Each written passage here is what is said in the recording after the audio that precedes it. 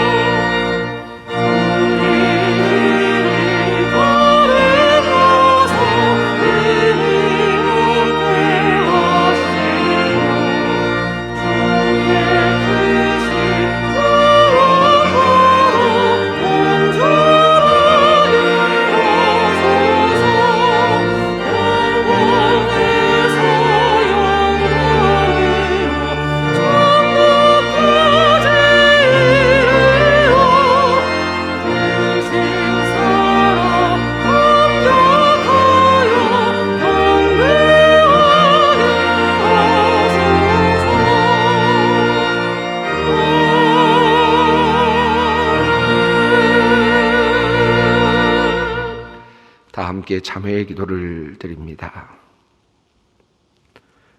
사랑의 하나님, 거룩한 주일, 주님께로 우리의 마음을 향하게 하시니 감사합니다. 부족한 것도 많고 잘못한 것도 많은, 그래서 부끄러운 것도 많고 회개해야 할 것도 많은 우리들이 주님께 소망을 두게 하시고 주님께로 나오게 하시니 감사합니다. 멀리 멀리 갔더니 처량하고 괴로워 라는 찬송의 가사처럼 우리는 때로 주님을 멀리 떠났고 그곳에서 큰 슬픔과 고통을 맛보곤 하였습니다.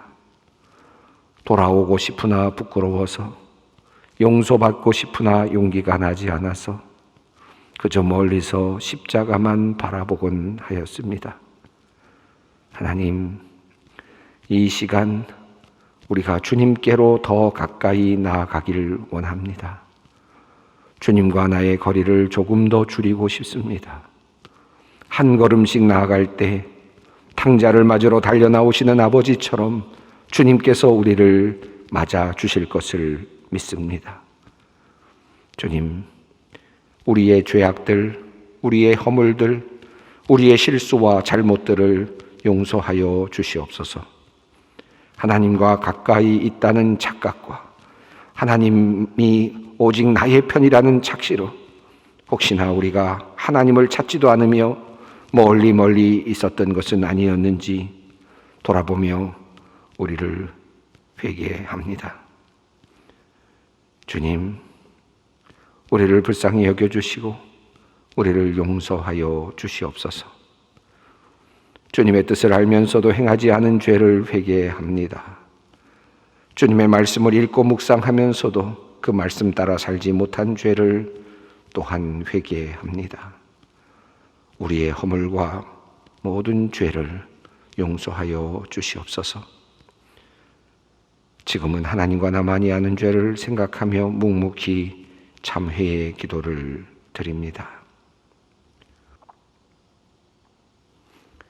여호와는 긍휼이 많으시고 은혜로우시며 노하기를 더디하시고 인자하심이 풍부하시도다. 아버지가 자식을 긍휼히 여김같이 여호와께서는 자기를 경외하는 자를 긍휼히 여기시나니 이는 그가 우리의 체질을 아시며 우리가 단지 먼지뿐임을 기억하심이로다. 그러므로 주 예수 그리스도 안에 있는 자에게 결코 정죄함이 없느니라. 아멘.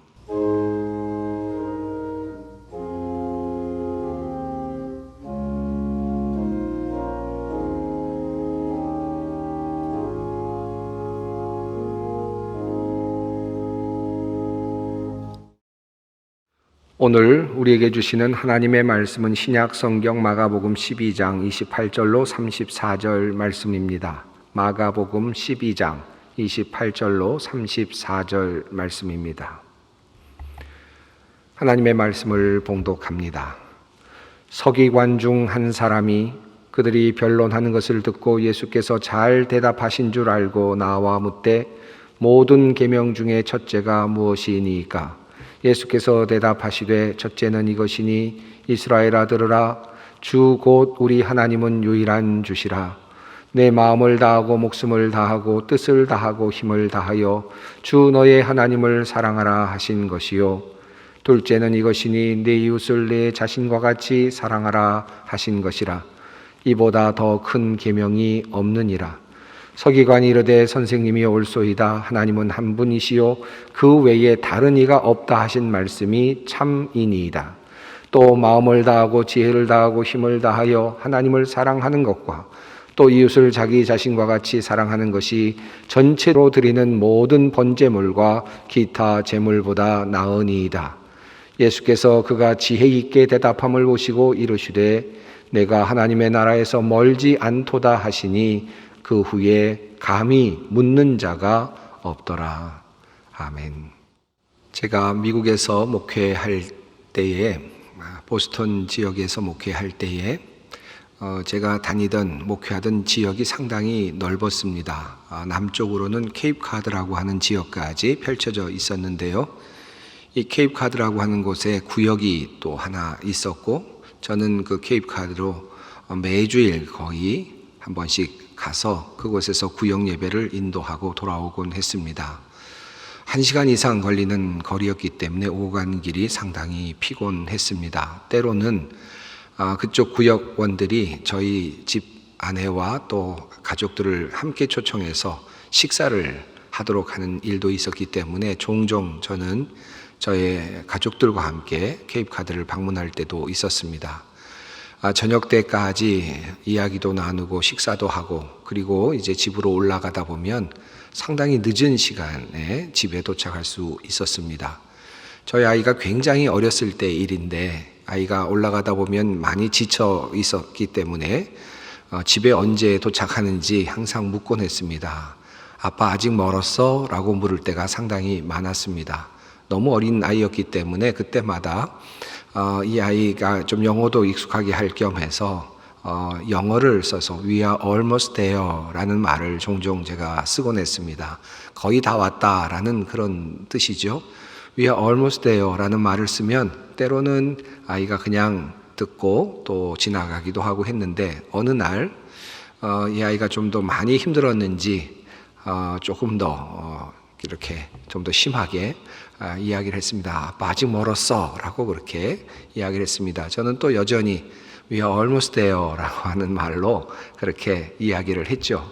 그러니까 이 아이가 갑자기 울면서 엄마 아직도 멀었대라고 그렇게 오는 것이었습니다. 저는 얼마 안 남았다라는 말로 almost를 사용했는데 우리 아이는 아마 늘 제 이야기를 들을 때마다 제가 그렇게 말하고도 한참을 가곤 했었기 때문에 아마도 멀었다는 말로 그렇게 이해를 했던 것 같습니다. 그 사건을 경험하면서 여러 가지 생각을 하게 되었습니다. almost라는 이 시간의 개념이 정말 사람마다 다 다르겠구나 라는 생각도 하게 됐고요.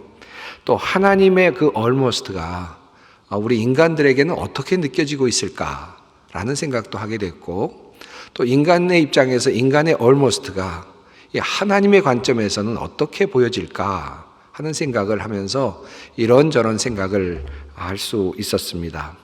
베드로 후서 말씀에 죽게는 하루가 천년 같고 천년이 하루 같다라고 하는 말씀이 있는데 정말 그 말이 맞는 것 같습니다. 정말 사람에게조차도 그 시간의 개념이 느낌이 다르고 하나님과 인간 사이에는 더더욱 그러할 것이라는 생각이 듭니다. 오늘 본문 말씀은 의미는 서로 통하고 있고 같은 말은 사용하고 있는데 서로 사실은 다른 의미가 숨겨져 있는 아주 독특한 본문 말씀입니다. 오늘 본문은 율법학자인 서기관이 예수님께 나와서 질문하고 그리고 예수님께서 대답하시는 그런 내용으로 구성이 되어 있습니다. 이 이야기는 오늘 본문인 마가복음뿐만 아니라 마태복음 그리고 누가복음에도 소개가 되고 있습니다. 마태복음이 이 이야기를 가장 짧게 전하고 있는데 마태복음 22장에서 그 내용을 아주 짧게 이렇게 설명하고 있습니다.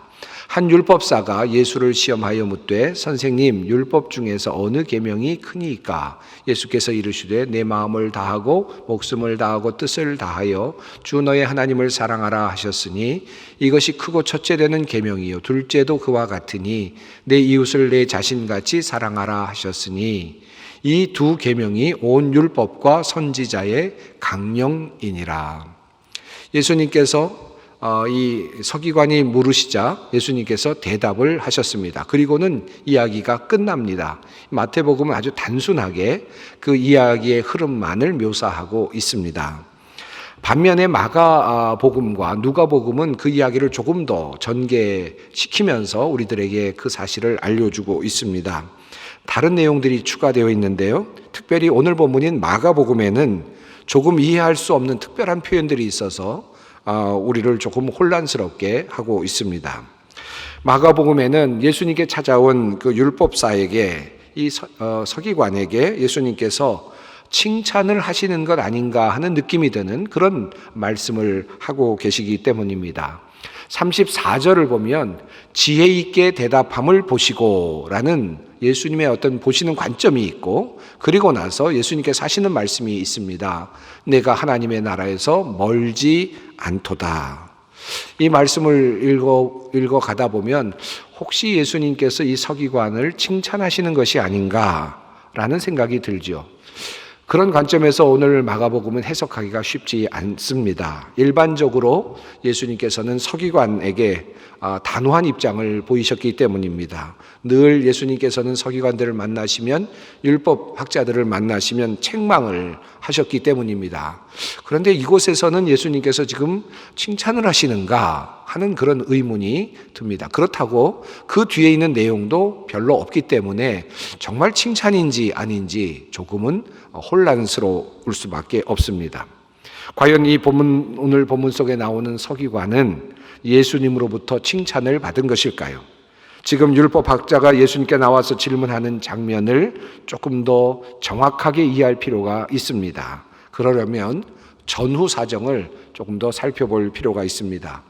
이 상황, 이 배경을 알기 위해서는 본문 앞서 있는 본문 중에서 우리에게 매우 중요한 마가복음 12장 13절 말씀을 우리에게 굉장히 중요한 본문이 되겠습니다. 중요한 해석의 열쇠가 될 것입니다. 말씀은 이렇습니다. 그들이 예수님의 말씀을 책잡으려 하여 바리새인과 헤롯 땅 중에서 사람을 보내매. 이것이 본문의 전체적인 배경입니다. 그러니까 마가복음에는 지금 이 배경 아래서 전체적인 이야기가 전개되고 있습니다. 앞서 지금 예수님께서 말씀하시는 내용을 무엇인가 책 잡아야 되겠다라고 하는 계략이 있었고 그것이 지금 시도되는 것이죠. 마가복음 12장에 따르면 이러한 그 시도가 3번 연속적으로 일어나는 것으로 표현이 됩니다. 첫 번째 시도는 13절 이후에 나타나는데 바리새인과 헤롯 당원들이 예수를 찾아가서 세금에 대한 문제를 묻게 되는 것이 첫 번째입니다.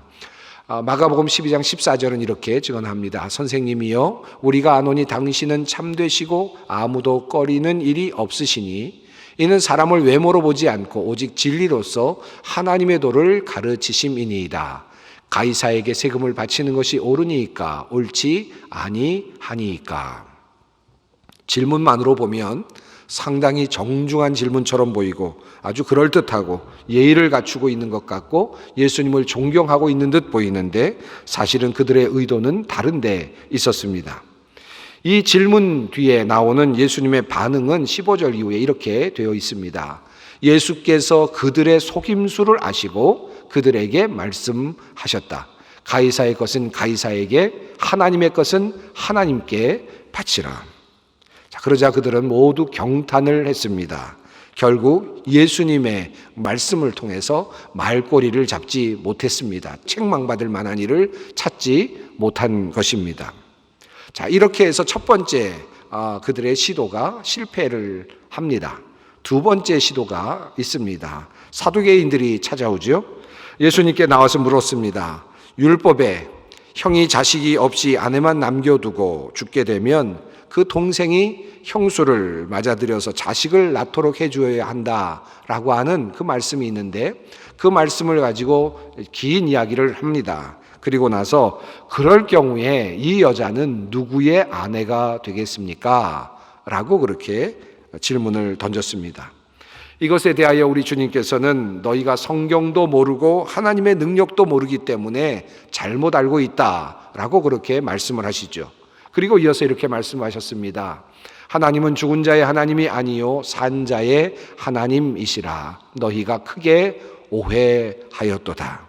이렇게 답변을 하십니다. 그리고 결국 또 이 문제도 예수님께서 적절한 답변을 통해서 문제를 피해 가시게 됩니다. 두 번째 시도가 실패로 끝났습니다. 그리고 이어지는 장면이 오늘 본문 말씀입니다. 마지막 시도이기도 했습니다.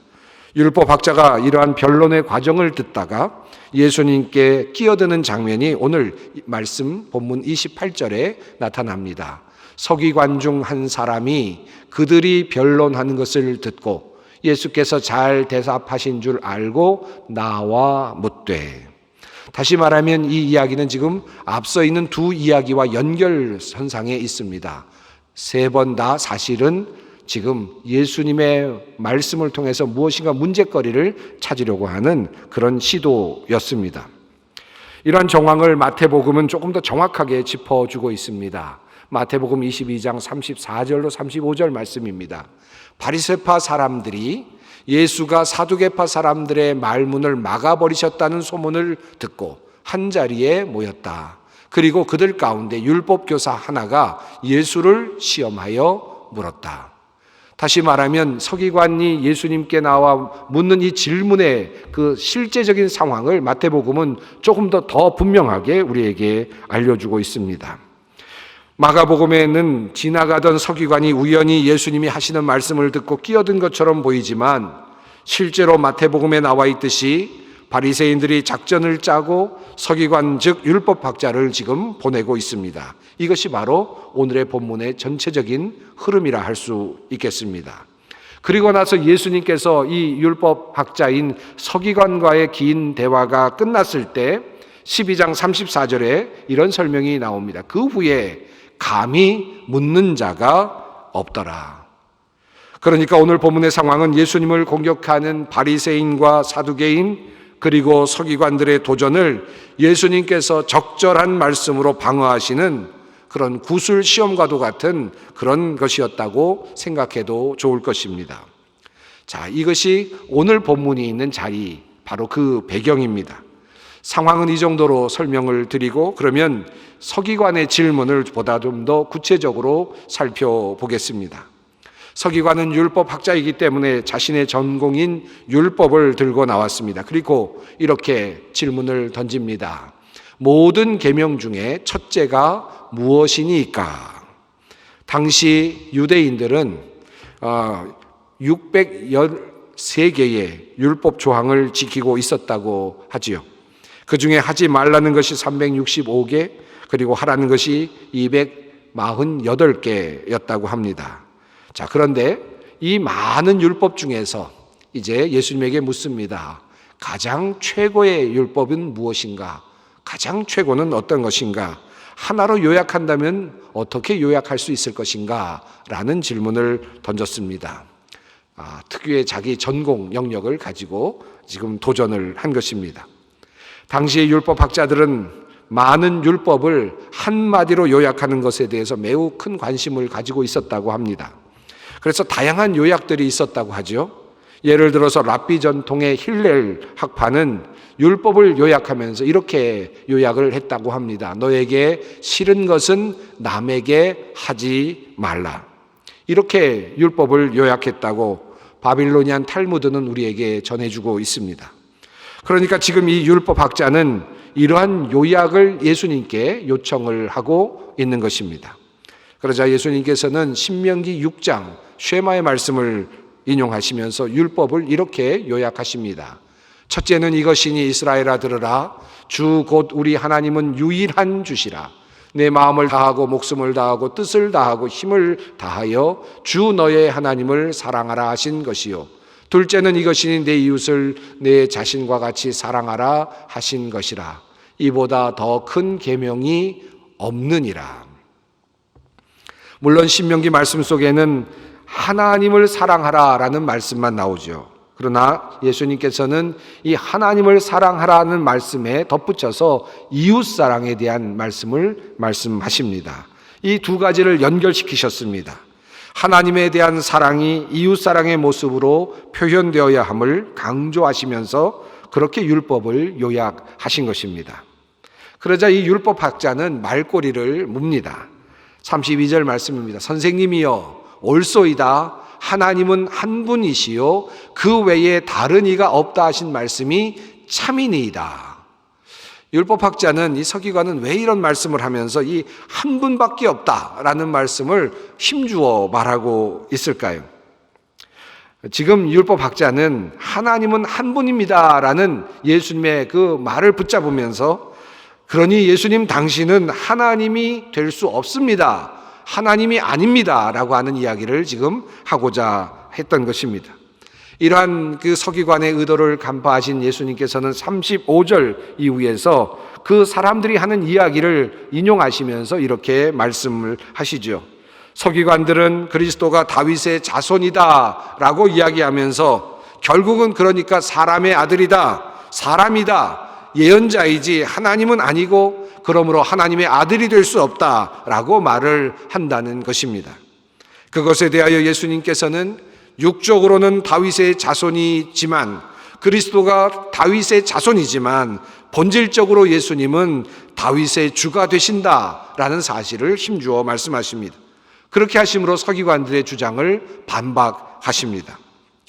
이렇듯 지금 하나님은 한 분밖에 없습니다 라면서 말하는 이 서기관의 주장에는 예수님을 향한 날카로운 사실은 칼날이 숨겨져 있었던 것입니다.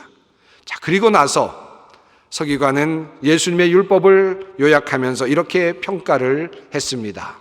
마음을 다하고 지혜를 다하고 힘을 다하여 하나님을 사랑하는 것과 또 이웃을 자기 자신과 같이 사랑하는 것이 전체로 드리는 모든 번제물과 기타 제물보다 나으니이다. 서기관은 예수님의 말씀이 옳습니다라는 동의를 하면서도 그러나 이 말씀은 이미 사무엘상 15장 22절에 나와 있는 말씀의 반복입니다라는 사실을 또 한 번 확인해 주고 있습니다. 이렇게 예수님의 말씀에 반응을 하고 있습니다. 사실 이 장면은 명질문과 그리고 명대답이 오고 가는, 동양식으로 말하면 선문답이 오고 가는 그런 장면을 연상시킵니다.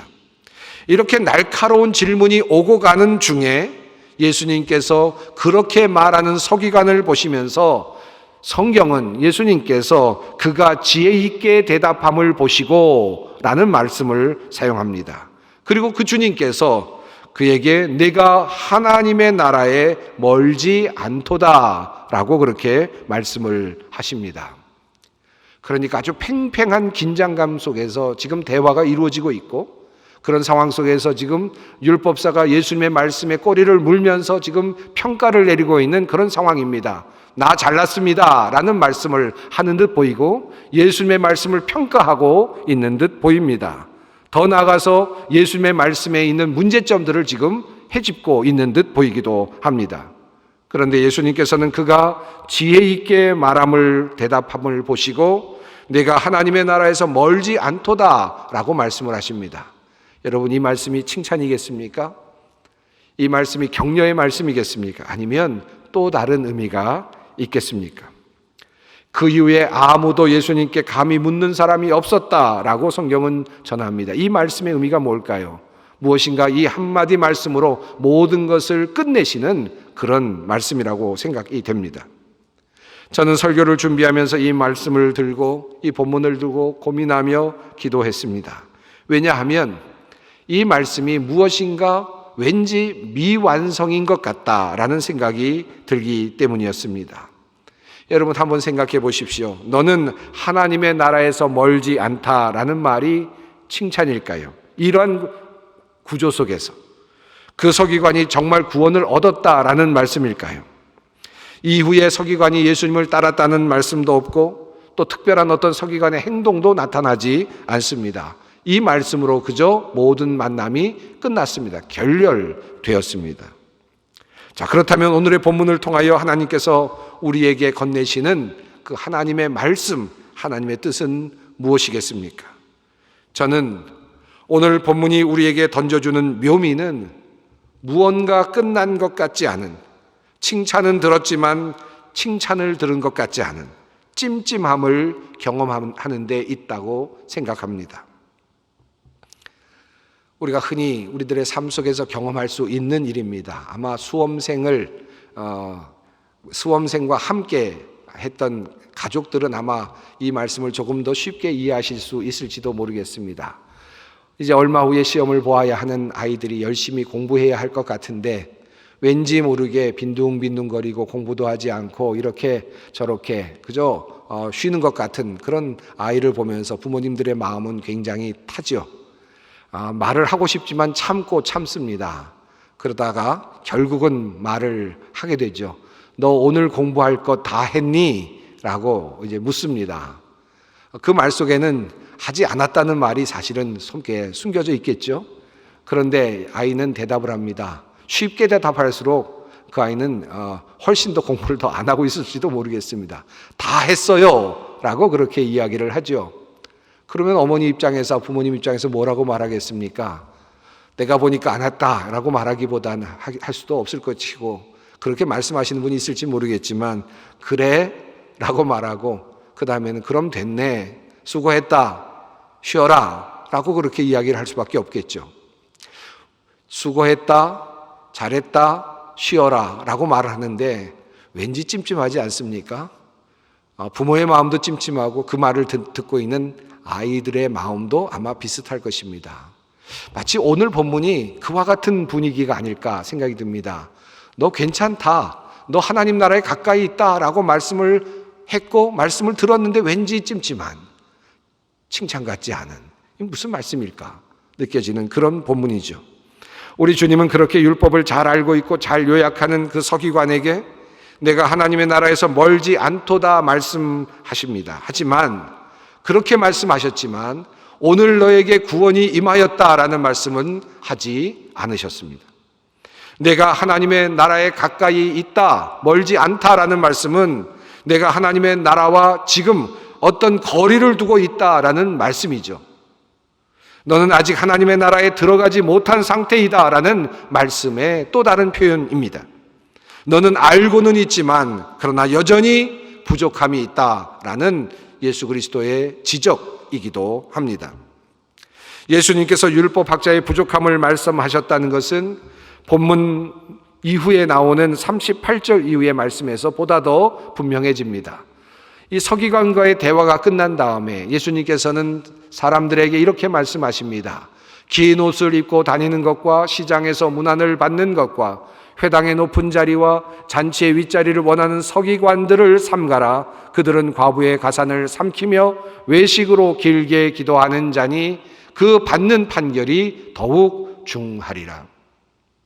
예수님은 결코 서기관들에게 호의적이지 않으셨습니다.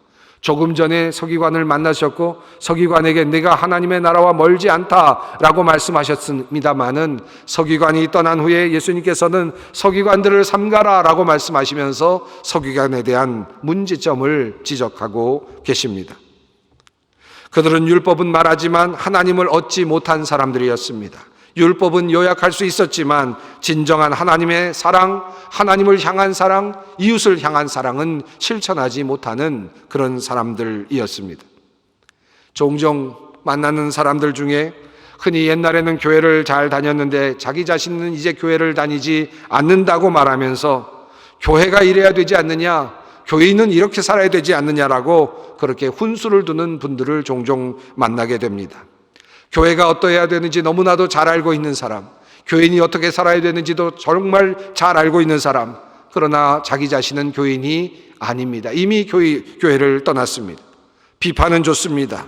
기독교가 사랑의 종교라고 훌륭하게 요약을 하는 사람들도 있습니다. 기독교라면 이런 종교가 되어야 되지 않겠느냐고 그렇게 힘주어 말하는 그런 사람들도 있습니다. 그런 사람에게 우리 주님께서는 무엇이라고 말씀하실까요? 그렇게 힘차게 주장하는 사람들에게 예수님은 뭐라고 말씀하시겠습니까? 내가 하나님의 나라에서 멀지 않도다. 교회도 마찬가지입니다. 세속주의에 물든 교회, 물질주의에 잠식된 교회, 기복신앙에 좌우되는 교회는 참된 교회가 아니라고 그렇게 이야기하며 우리는 참된 교회를 꿈꿔야 한다고 힘주어 말하는 사람들, 그리고 아직도 우리 교회는 여러 가지 문제가 있다고 그렇게 말하면서 그렇게 주장하는 사람들을 향하여 우리 주님께서는 무엇이라고 말씀하시겠습니까? 내가 하나님의 나라에서 멀지 않도다. 그러나 이 말씀 속에는 또 다른 아주 준엄한 하나님의 책망도, 주님의 책망도 함께 들어 있습니다. 오늘의 이야기는 무언가 아쉬움이 남는 이야기입니다. 아마도 율법학자가 예수님의 말씀을 듣고 그분을 따라 나섰더라면 이야기는 멋진 이야기로 귀결되었겠죠. 그러나 어떤 본문도 그러한 정보를 우리에게 전해주고 있지는 않습니다. 같은 내용을 전하는 누가복음에서는 보다 구체적으로 예수님께서 어떻게 서기관과 대화를 나누셨는지를 우리에게 알려줍니다.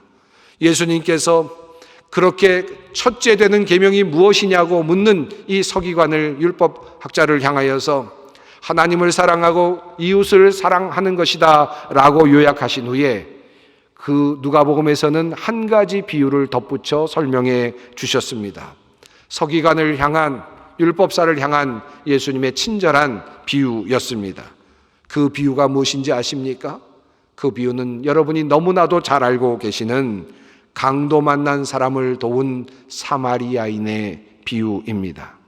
그리고 그 대화에서, 그 서기관과의 대화에서 그 마지막 대화는 이렇게 주님의 말씀으로 끝납니다. 가서 너도 이와 같이 하라. 네가 하나님의 나라에서 멀지 않도다라고 하시는 그 말씀에 참 뜻이 이 말씀 안에 담겨 있습니다. 너도 가서 그와 같이 하라. 하나님의 나라에 들어가기 위해서 너는 그 일을 해야 한다라는 말씀입니다.